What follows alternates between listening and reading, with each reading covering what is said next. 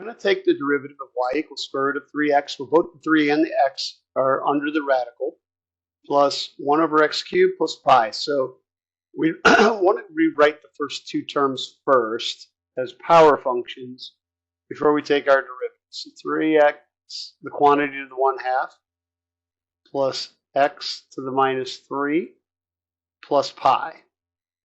Now, we could split this into 3 to the 1/2, x to the 1/2, and just use our basic power rule, but I want to show you what it looks like if we don't.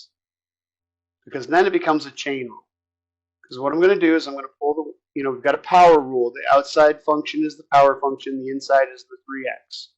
So we're going to pull the 1/2 out front, leave the inside alone, decrease the power by 1, but now we have to multiply by the derivative of the inside, and the derivative of 3x is 3.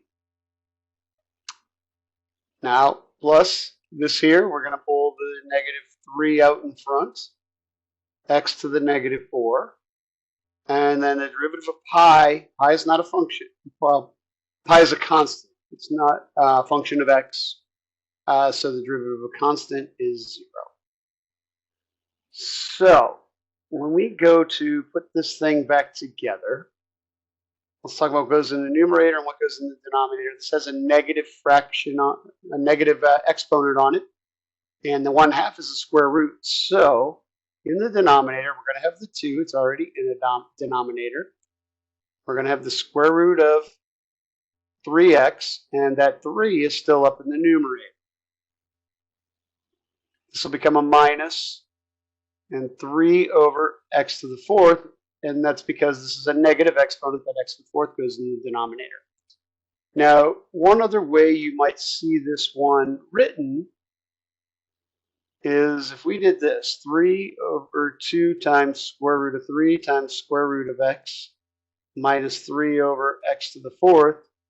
Well, right here, those are both a base 3. So basically we have 3 to the 1 over 3 to the 1/2, which is 3 to the 1 minus 1/2, or 3 to the 1/2, which we know is square root of 3. So those two will simplify down to a radical 3 in the numerator. Same thing you'd get if you multiply by rad 3 over rad 3, if you're rationalizing the denominator.